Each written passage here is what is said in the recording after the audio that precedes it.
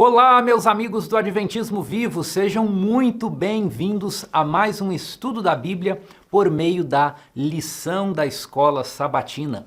Neste trimestre estamos estudando o assunto da liberdade, um conceito sob constante ameaça pela união político-religiosa.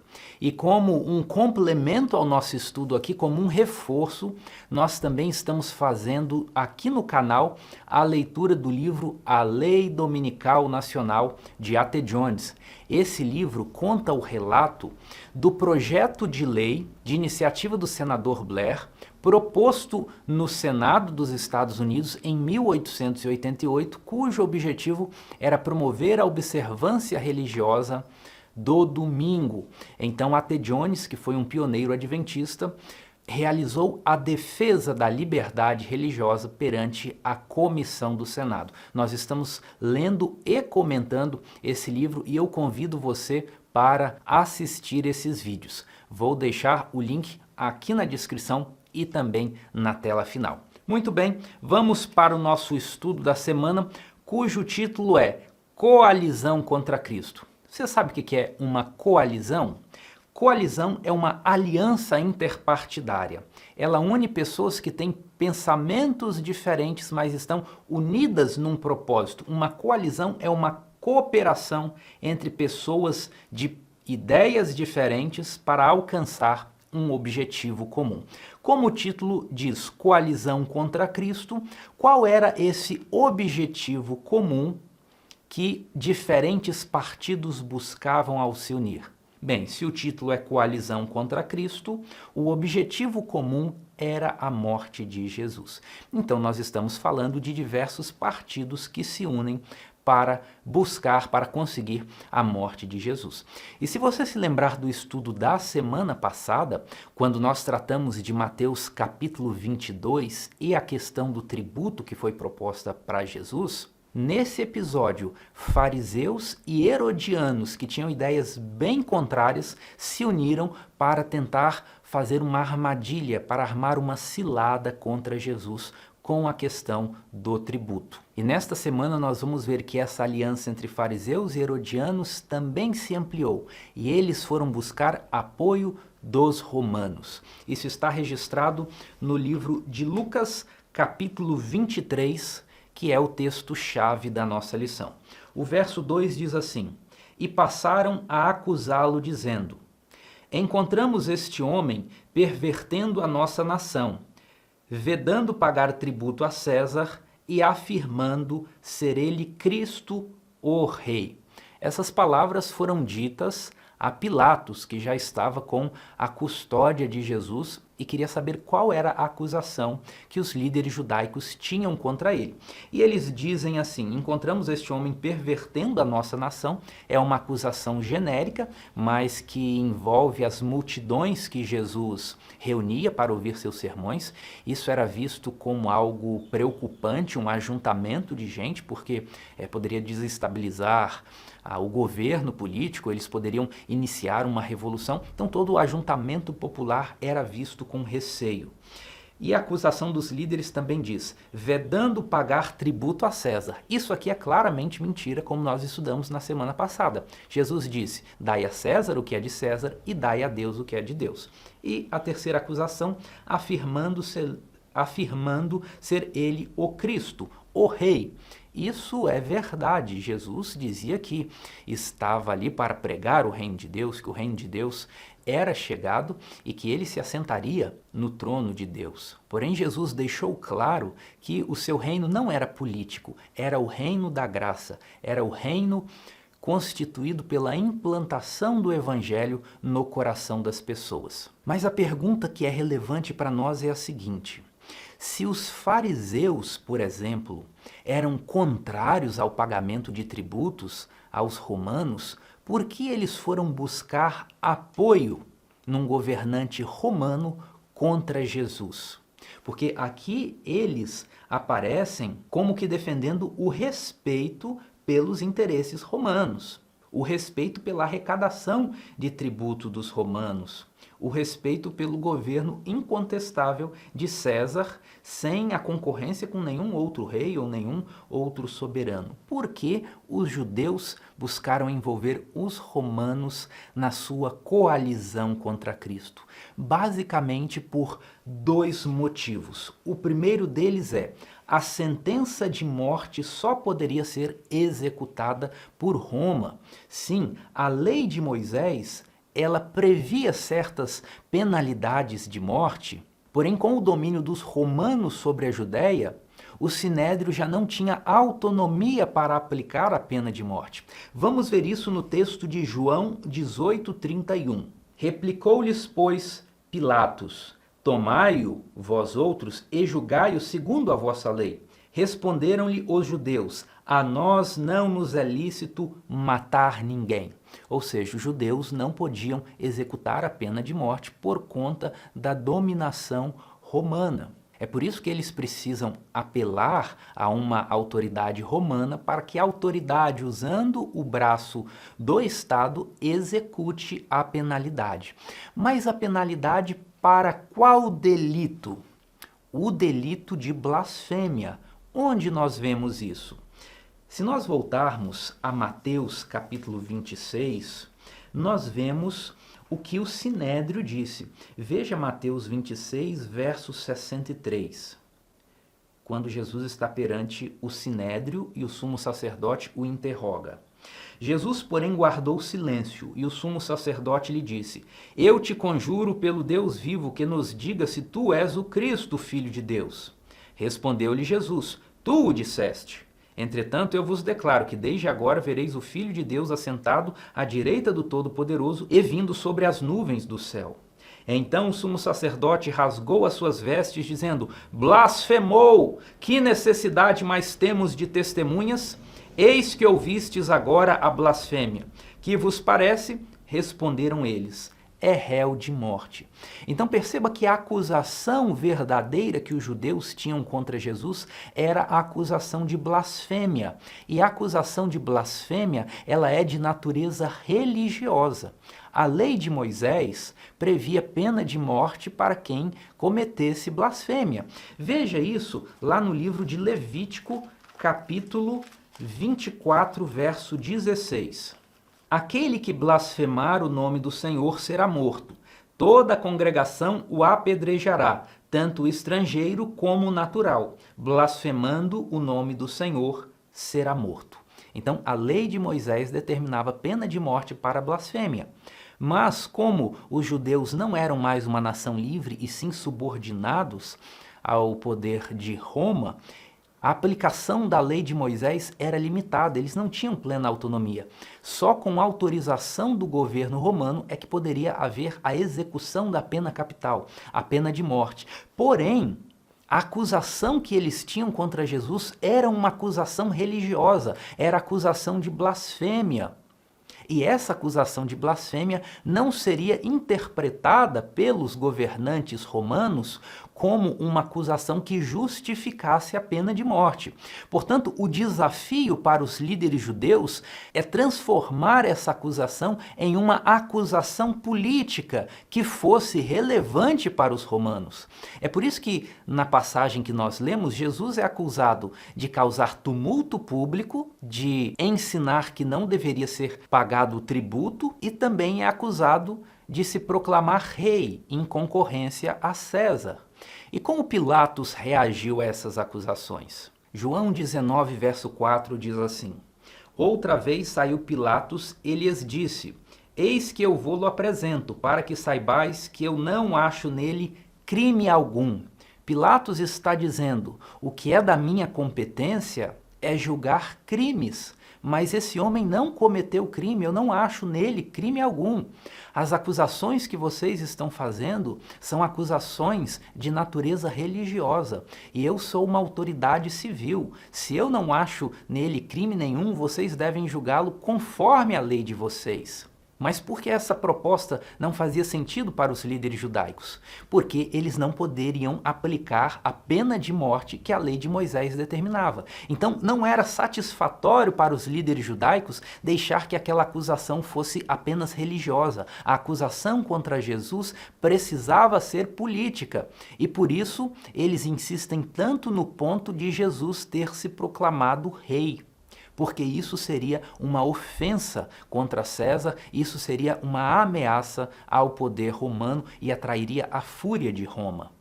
O relato bíblico deixa claro que Pilatos não se convenceu de que Jesus era culpado. Pilatos sabia que aquelas acusações eram mentirosas, eram motivadas pela inveja, mas por ser covarde, por temer que os judeus o denunciassem para Roma, dizendo que ele estava fazendo parte de uma conspiração contra César, ele lava as mãos e deixa os eventos acontecerem no fluxo pretendido pelos líderes judeus até que Jesus é assassinado como um criminoso.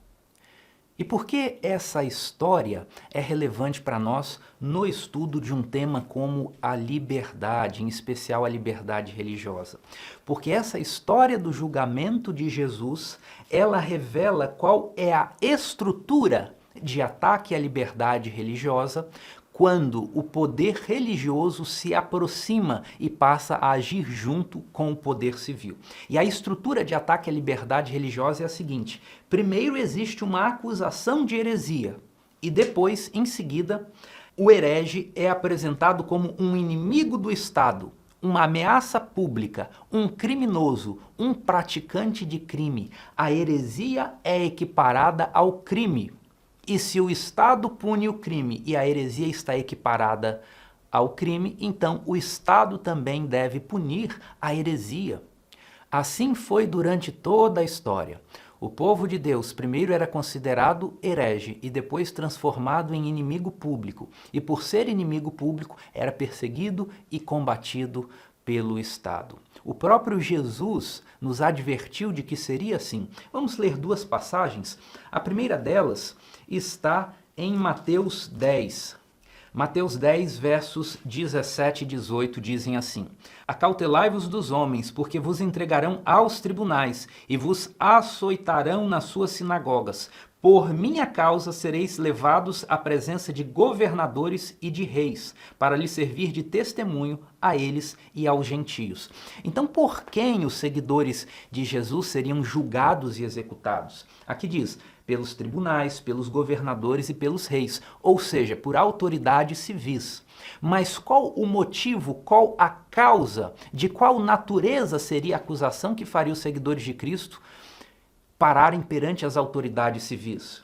O verso 18 responde: por minha causa sereis levados à presença de governadores, ou seja, por causa de Jesus, por causa da religião. É uma motivação religiosa, é uma acusação religiosa que leva os seguidores de Cristo perante as autoridades civis. E nós precisamos estar advertidos de que sempre que houver a ameaça de que uma crença considerada heresia seja equiparada a crime, é sinal que a liberdade religiosa está em grande perigo e o Estado está se unindo ao poder religioso. Outro verso está no Evangelho de João, João capítulo 16, verso 1, diz assim: Tenho-vos dito estas coisas para que não vos escandalizeis. Eles vos expulsarão das sinagogas, mas vem a hora em que todo que vos matar julgará com isso tributar culto a Deus. Olha isso, aquele que vos matar julgará com isso tributar culto a Deus. Aqui nós vemos novamente a autoridade civil, aquela que tem o poder da espada, da prisão, da pena de morte, achando que, por punir pessoas consideradas hereges, está prestando um culto a Deus. Então, o que nós descobrimos na história de Jesus, tanto na cena do seu julgamento, quanto também nesses ensinos que ele deu durante seu ministério? Nós descobrimos a estrutura da ameaça à liberdade religiosa. Primeiro, alguém é considerado herege, a sua crença religiosa é considerada herética, e depois essa heresia é vista como um mal público, como uma ameaça ao Estado, uma ameaça à ordem, como um crime, e por ser crime deve ser punido pelo Estado. Tanto é que o livro O Grande Conflito, ele traça um paralelo, ele faz uma equiparação entre o que aconteceu com Jesus perante Pilatos, perante o Sinédrio, e o que acontecerá com o povo de Deus nas últimas cenas da história desse mundo. Essa mesma estrutura que nós vimos aqui, primeiro declarar a heresia e depois transformar a heresia em ameaça pública, esse mesmo tipo de raciocínio será usado contra o povo de Deus nos dias finais deste mundo. Veja o texto que aparece na tela. Os que honram a lei de Deus têm sido acusados de acarretar juízo sobre o mundo e serão considerados como a causa das terríveis convulsões da natureza, da contenda e da carnificina entre os homens, coisas que estão enchendo a terra de pavor. Quando o texto diz que os que honram a lei de Deus, essa é uma referência aos guardadores do sábado, os que honram o sábado do quarto mandamento da lei de Deus, por que eles vão ser acusados de acarretar juízo sobre o mundo e serem a causa das convulsões da natureza? Isso aqui é uma referência às pragas do Apocalipse que estarão caindo sobre a terra. Nesse tempo, a legislação dominical terá estabelecido o domingo como dia de guarda universal e apenas um pequeno grupo de observadores do sábado será uma nota dissonante ao comportamento da maioria. E as catástrofes que sobrevirão sobre o mundo como anúncio da ira de Deus serão apresentadas como causadas, como motivadas pelo comportamento singular dos guardadores do sábado. O poder que acompanha a última advertência enraiveceu os ímpios. Sua cólera acende-se contra todos que receberam a mensagem, e Satanás incitará a maior intensidade ainda o espírito de ódio e perseguição. E alguns parágrafos à frente é dito o seguinte: como o sábado se tornou o ponto especial de controvérsia por toda a cristandade, e as autoridades religiosas e seculares se combinaram para impor a observância do domingo, a recusa persistente de uma pequena minoria em ceder à exigência popular fará com que esta minoria seja objeto de ódio universal.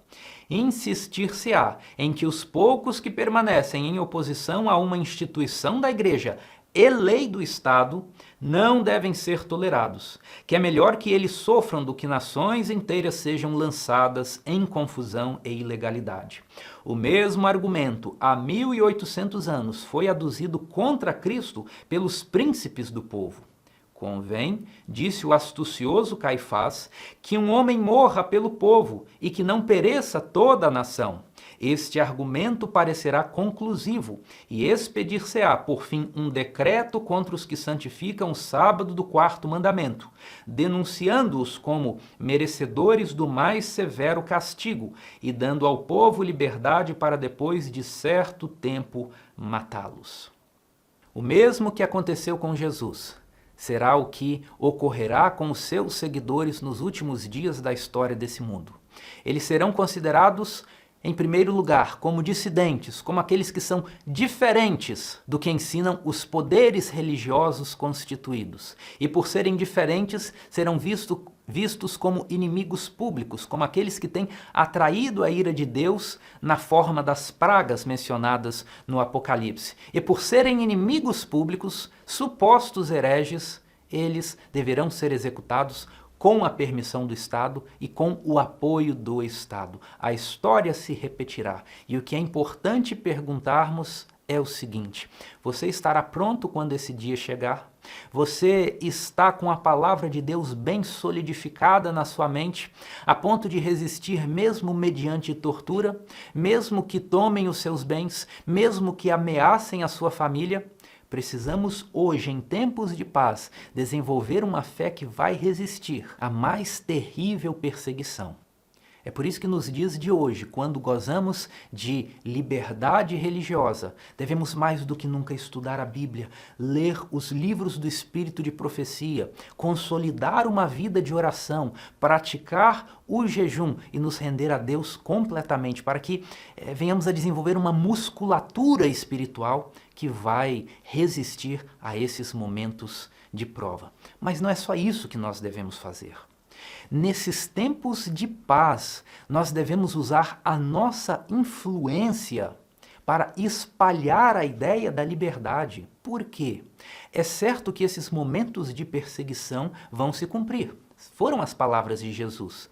Mas nós podemos retardar essa perseguição, atuando para conscientizar a população, para tornar a liberdade um valor apreciado por toda a população, de maneira que os governantes, ao menos pelo respeito à população, pelo desejo de agradar a população, evitem leis que sejam contrárias à liberdade religiosa.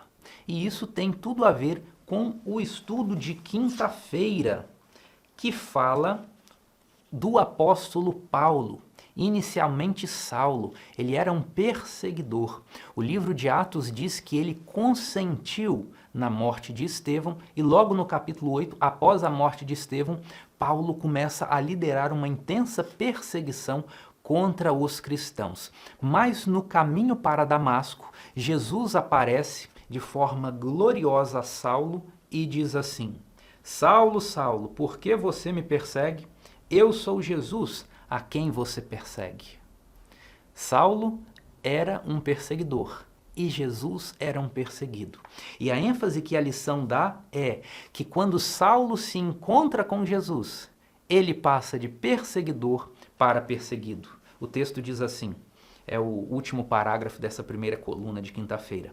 Depois que Saulo conheceu Jesus, ele nunca mais usou instrumentos de força para lidar com os crentes que professavam uma fé diferente da sua. Olha que interessante. Quando Saulo se comportava como um principal judeu, ele lidava com os que pensavam diferente mediante a força. Mas quando ele conhece Jesus, o seu modo de operação muda. E qual passa a ser o modo de operação de Paulo? O texto continua assim: Jesus transformou seu caráter, suas técnicas e o seu nome. Saulo se tornou Paulo, um homem completamente novo, que apelava ao coração e à mente das pessoas. E aqui que está o ponto. Como cristãos, precisamos apelar à mente das pessoas. É só dessa forma que a ideia de liberdade religiosa vai se disseminar. Deixa eu dar um exemplo para vocês. Aqui na mesa está um livro, vou mostrar a capa. A capa diz Liberdade Religiosa e Liberdade de Expressão. Esse é um livro muito bom, um livro aprofundado sobre o tema da liberdade. Ele é escrito para estudantes de direito, advogados, juízes, pessoas que lidam no judiciário. E sabe quem foi o promotor dessa obra? Está escrito aqui: União dos Juristas Católicos de São Paulo. Uma obra defendendo a liberdade religiosa e liberdade de expressão. Um livro, olha, é um livro grosso, de mais de 400 páginas. Foi promovido pela União dos Juristas Católicos de São Paulo. Eles estão preocupados com a ameaça à liberdade religiosa. E por isso eles fazem um livro muito bem escrito, apelando à mente das pessoas. Meus irmãos, nós também precisamos entrar nessa batalha pelo conhecimento. Não uma batalha física, não uma batalha política, mas uma batalha de convencimento, uma batalha pelo coração e pela mente das pessoas. E quais são os valores que nós queremos passar para as pessoas? Principalmente os valores da liberdade religiosa, da liberdade de expressão, para que enquanto vivermos nesse mundo de pecado, os momentos de opressão, os momentos de união da igreja com o Estado possam ser retardados ao máximo e nós possamos viver momentos de paz aqui nessa terra. E por que nós precisamos nos envolver nessa tarefa de disseminar a ideia da liberdade? Porque faz parte da natureza pecaminosa que todos nós temos o espírito de tirania, o espírito de dominação, a tendência de querer controlar o outro mediante a força.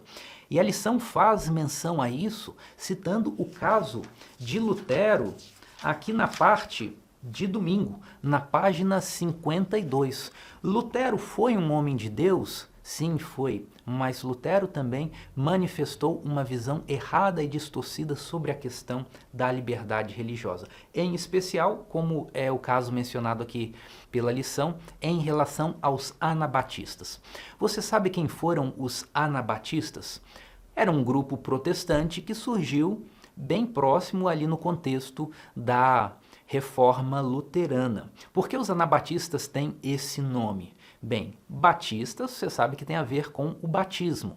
E esse ana, de anabatistas, significa novamente, ou seja, batismo novamente. É isso que significa o nome anabatistas. Porque a principal doutrina pela qual eles ficaram conhecidos é que o batismo deveria ser ministrado às pessoas na fase da razão, na fase adulta.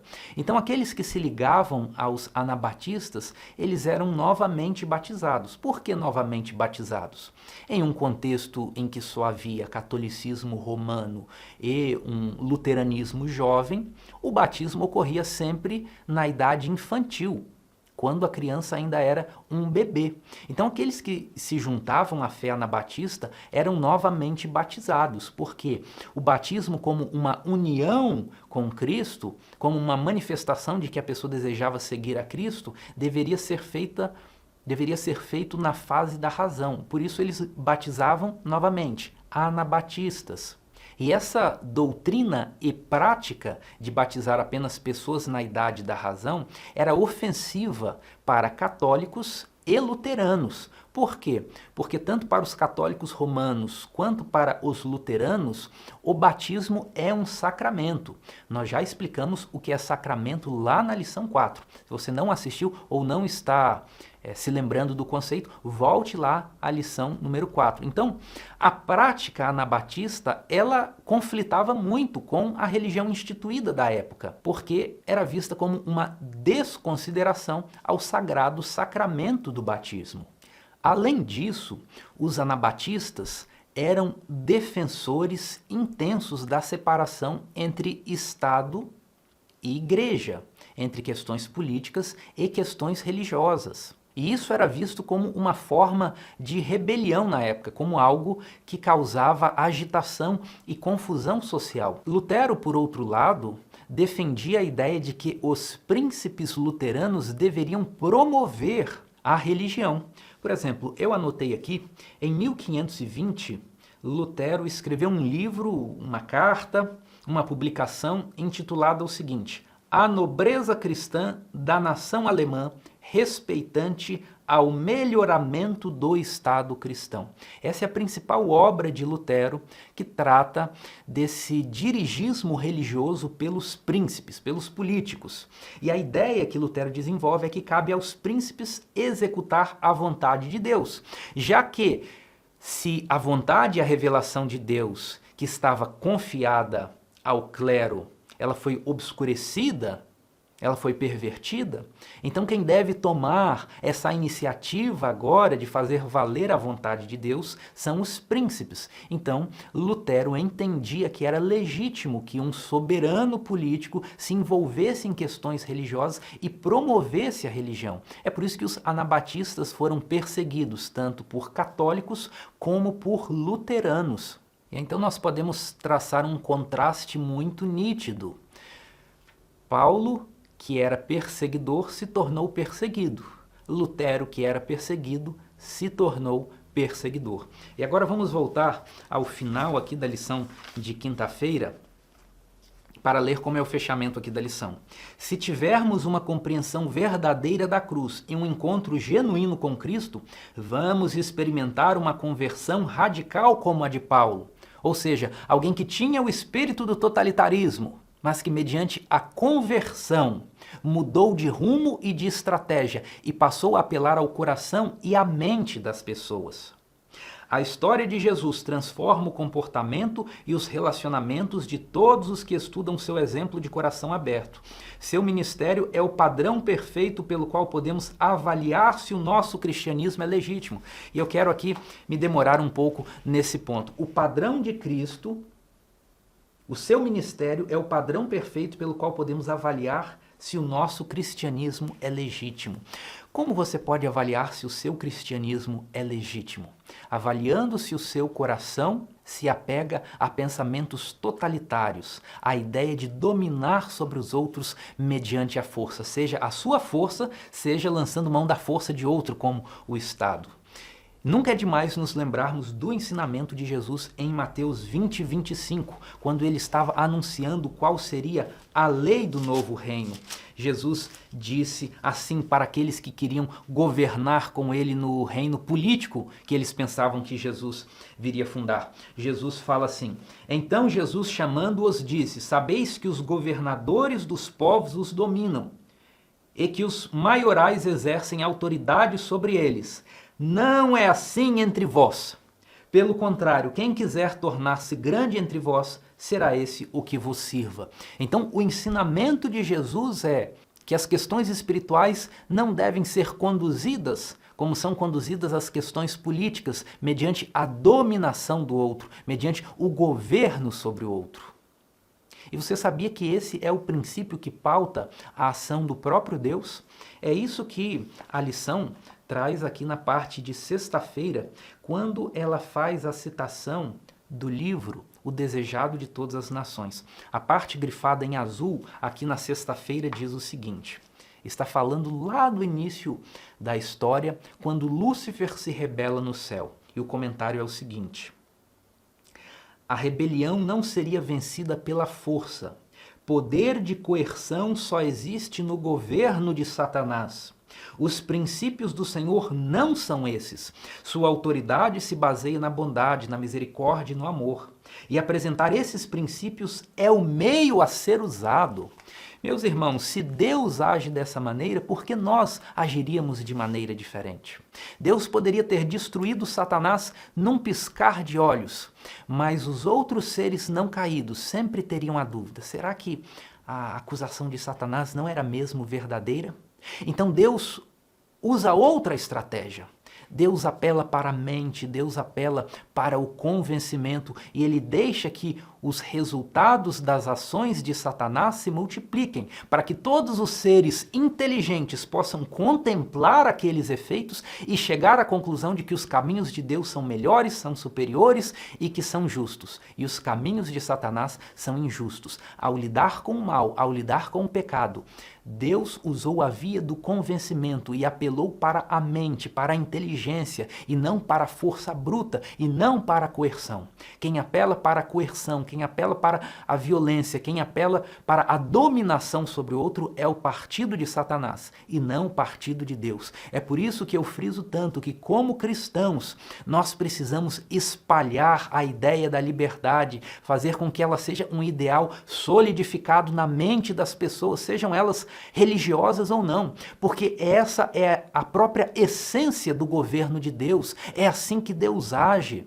Então, se nós queremos ser parecidos com Deus, nós devemos agir pela liberdade, nós devemos pregar a liberdade, nós devemos disseminar a liberdade. E como dizem as palavras aqui da parte de quinta-feira, seu ministério, ou seja, o ministério de Jesus, é o padrão perfeito pelo qual podemos avaliar se nosso cristianismo é legítimo. E nosso cristianismo só será legítimo se nós olharmos para as pessoas não como alvos a serem dominados e conquistados para o nosso modo de pensar, mas como pessoas que precisam chegar ao pleno conhecimento da vontade de Deus. Portanto, a nossa missão é pregar e apelar ao coração e à mente das pessoas.